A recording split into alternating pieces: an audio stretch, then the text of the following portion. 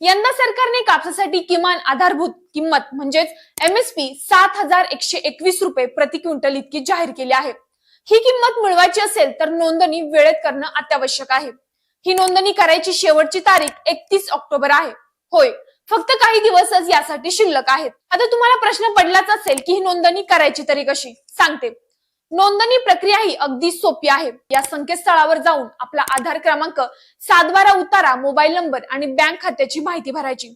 माहिती सबमिट केल्यावर पोचपावती मिळते, ती डाउनलोड करून सुरक्षित ठेवायची।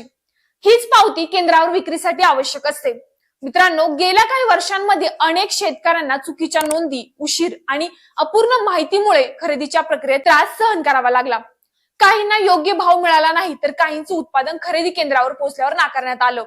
पण या नव्या प्रणालीमुळे हे सगळं टाळता येईल।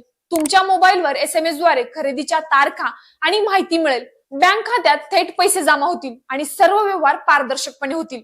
तुम्ही जर ही नोंदणी वेळेत केली तर तुमचं उत्पादन सरकारच्या हमी किमतीवर विकता येईल। जर 31 ऑक्टोबरची तारीख चुकली तर MSP चा फायदा गमवावा लागेल। म्हणूनच आजच वेळ न घालवता आपल्या मोबाईलवरून किंवा जवळच्या इंटरनेट सेंटरवरून नोंदणी करा।